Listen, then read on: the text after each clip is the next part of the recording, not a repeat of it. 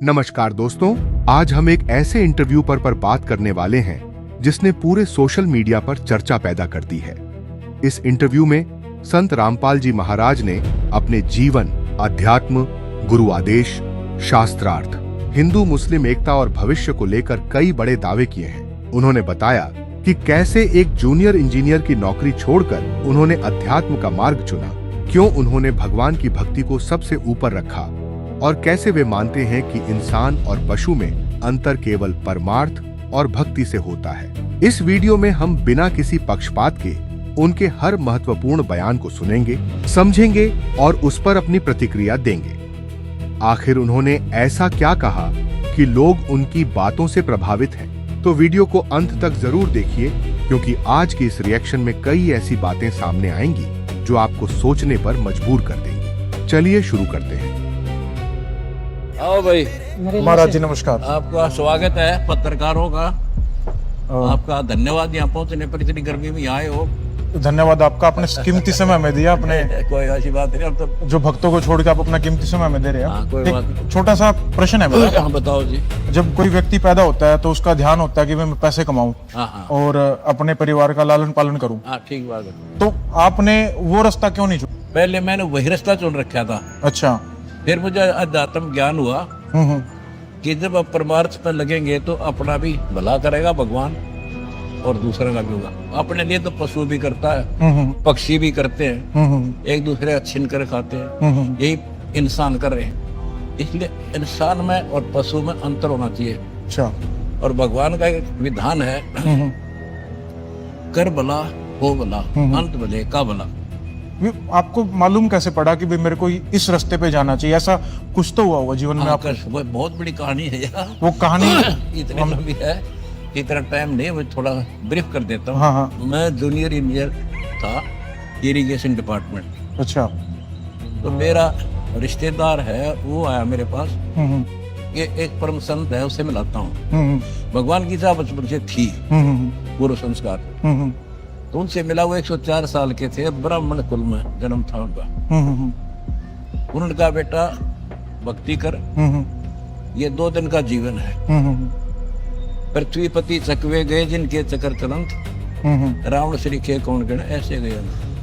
भक्ति ना करने से कबीर हरि की भक्ति में राजा गदा हो और माटी लदे कुमार के नार नहीं कोई। तो ये खटकी मेरा बात। अच्छा।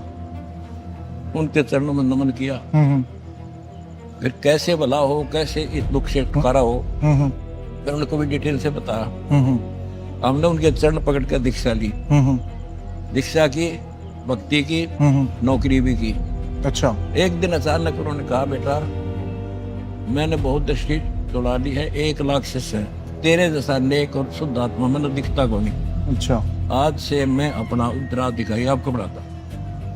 ठीक। मैं एकदम सुन्न हो गया। मैं जाट आदमी, हमारे दादे परदादा नहीं काम के रहना। पहले डर लगा कि किसी ने कोई चुगली कर दी है कि यू भगवान अब पे मेहनत बन गया। ऐसा कोई था नहीं। फिर उसने कहा बेटा तेरे साथ रहूंगा, घबरा मत। अच्छा। और तेरे जैसा विश्व में संत नहीं होगा। जब तो वो बात ऐसी नहीं लग रही थी कि मैं महाराज संत का क्या काम, पर कहते हैं अब दो बोला शायद सुबह और साध का बोला बिरथा नहीं जा। तो वो फल फिर मैं उनके आदेश से, उनका गुरु वचन पर डट गया, कट गया, फल 84 के। उसके बाद फिर मैंने नौकरी करते करते दीक्षा देनी शुरू कर दी। ठीक। प्रचार शुरू कर दिया। प्रचार इतना बढ़ गया कि दोनों काम नहीं हो सकते। अच्छा। एक रास्ता चुनना था मुझे, एक भगवान का, एक गृहस्थी वाला था ही। 2 बच्चे, 4 बच्चे थे, 2 बेटे 2 बेटी। और वो अभी बीच में धार में ही थे। 2 की शादी की थी, 2 पढ़ रहे थे। अच्छा। तो भगवान की तरफ फैसला लिया कि जब तू सारी सृष्टि का रक्षक है तो बच्चा का भी रक्षा करेगा। ठीक। फिर विचार आया कि मैं मान ले आज गुरु जी का वचन ना मानूं और बच्चों में लिपट जाऊं, कल मेरी मृत्यु हो जाए, फिर कौन पालेगा। अच्छा। इस तरह के तर्क वितर्क मन में आए। फिर हमने भगवान वाला मार्ग चुन लिया। उस परमपिता की गुरुदेव की शक्ति से, उनके आशीर्वाद से आज वो बच्चे भी 1 नंबर में और मैं भी आपने बेरा में 2 क्षण। इतनी सी बात है। जैसे आप खुद डाउटफुल थे कि वे भगवान का रास्ता चुने या गृहस्थ जीवन चुने, आपके जो विरोधी हैं वो खुद मानते हैं कि जो आपकी दान दीक्षा ले लेते हैं उनको साथ भी यही होता है, चाहे तो सिर्फ आपकी सेवा करेंगे या गृहस्थ जीवन छोड़। ऐसा कुछ नहीं है। कमाल है, मैं तो भक्ति करूँ था, नौकरी करूँ था। पर आपने भी तो आखिरी में एक रास्ता उनका चुना ना। आदेश हुआ ना, फिर भक्ति सेवा कर, प्रचार कर। तो मतलब एक ने तो ये भगत सिंह पर कुर्बानी दी तो देश आजाद हुआ, सारे थोड़े मर गए। अच्छा कोई बात करे तो मतलब जो आपके भगत है वो दोनों तरफ जा सकते हैं। नहीं, इधर ताड़ा है, उन तो भक्ति करनी है, पर सेवा करनी है बस। अच्छा अपना काम करो, राम रटो, नाम उठत नाम बैठत नाम सोत जागवे, नाम खते नाम पीते नाम सीते लागे। एक आपने कुछ दिनों पहले बयान दिया था कि आप शास्त्रार्थ के लिए ओपन है, कभी कोई open? बिल्कुल कोई भी आए, कोई आओ, उसका तरीका क्या है? मान लीजिए कोई बच्चा आपके साथ या कोई बच्चा नहीं, बच्चे ने बच्चा मतलब पहलवान गेला एक बालक आके आ जाए कुश्ती लड़ूंगा, लड़ेगा खेलना, कट्टे गाने जी बराबर का। अच्छा वेट में वेट मिला है। तो शंकराचार्य चारों अच्छा कदे आ जाओ। उनके अलावा कोई और? इतने महंत बने बैठे हैं जिनके पास चेले बुका रखी, प्रेमानंद जैसे। अच्छा कोई आओ मेरे साथ, अनुरुद्ध आचार्य और ये तो अच्छा, इनमें से कोई भी आए कोई तो, आओ। तो उसका तरीका क्या होगा? तरीका ये होगा, चैनल बुक करा जाएगा, अच्छा वो अपना पक्ष रखेंगे, हम अपना रखेंगे। हम्म। मेरा जो ज्ञान वो मैं बताऊंगा, हाँ। वो अपना बताते रहेंगे, बीच में तर्क कुतर्क नहीं होगा, अच्छा अच्छा फैसला जनता करेगी। आ, वहाँ इनकी डिबेट देखिए, बीच में कहाँ कर देते, वो तो डिबेट है मतलब एक सभ्य तरीके से। सभ्य तरीके। सवाल कौन पूछेगा आप दोनों से फिर? सवाल तो पूछने की जरूरत है को नहीं, हम्म। वो अपना ज्ञान बताए, अच्छा आप क्या दिशा दे रहे हो, मैं अपना ज्ञान बताऊंगा और शास्त्र दिखाऊंगा हम्म। कि ये शास्त्रों को माने, तुम दिखा दो। अच्छा और फिर? देखो संविधान है, एक वकील कहता है इस दोष पर ये धारा लगेगी, दूसरा कहता है ये लगेगी, फैसला संविधान करेगा। अच्छा हमारा संविधान गीता वेद पुराण, ठीक। जो उनमें लिखा सो फाइनल। कोई वक्ता है वैसे कहता है वो झूठ। अच्छा और उसका जो आपने कहा गीता जी इसका फैसला करें, गीता कौन सी प्रिंटिंग की, मतलब कौन से प्रेस की? गीता प्रेस दौर पर।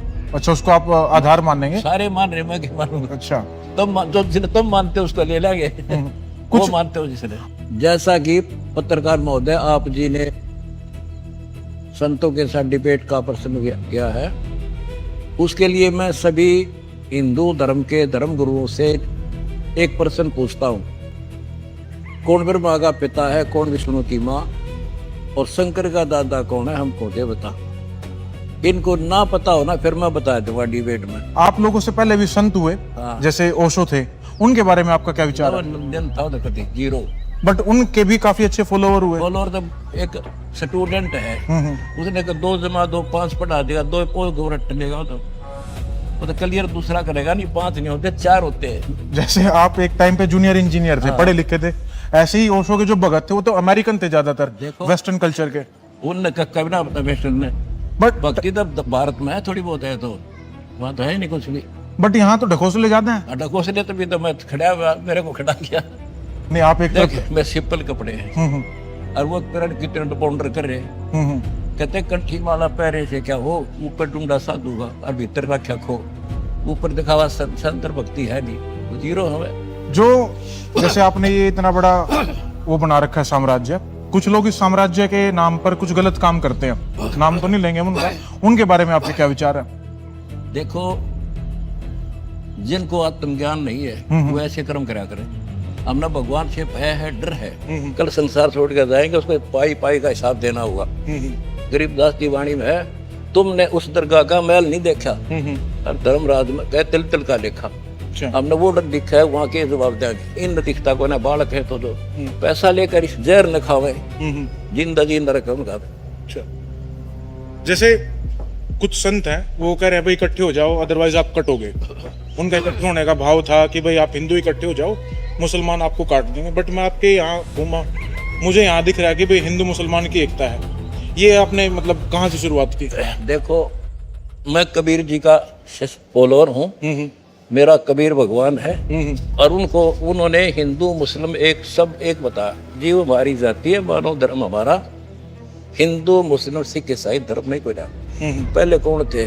पहले सिर्फ आदि सनातन धर्म था जिनको हिंदू कह लो, उसी से ईसाई बने, यहूदी बने, उसी से मुसलमान बने, उसी से सिख बने। आज मैं हिंदू हूँ, कल मृत्यु को खत के बाद मुसलमान का जन्म ले लूँ, फिर वो झंडा उठा लूंगा हिंदुओं का दुश्मन, अच्छा। और आज मैं अरे मुसलमान का दुश्मन बन जाऊँ। ये मूर्खता की बात है, छोटी सोच।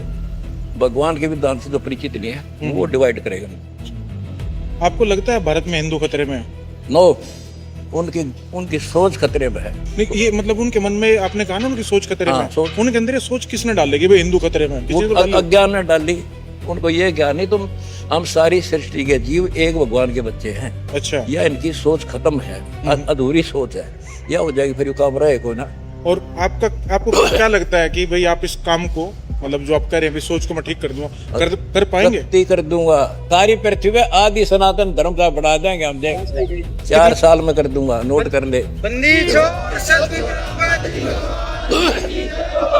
एक आखिरी सवाल, आपकी उम्र 76 साल, मुझे जो जानकारी हुई, 75 पूरा हो जाएगा। 75। आप मेरे साइड में खड़े हैं, मैं 30 साल का, लगते नहीं आप 76 साल के हैं। इसका राज क्या है? अब ये मैं ना बताऊं। सारी ना बताया। असली काम की बात आपने छोड़ दी। बस यह छोड़ूंगा, बस ये परमात्मा की कृपा। गुरुजी बहुत बहुत धन्यवाद, आपने कीमती आपका धन्यवाद, आपने कट्टी बात पूछी है।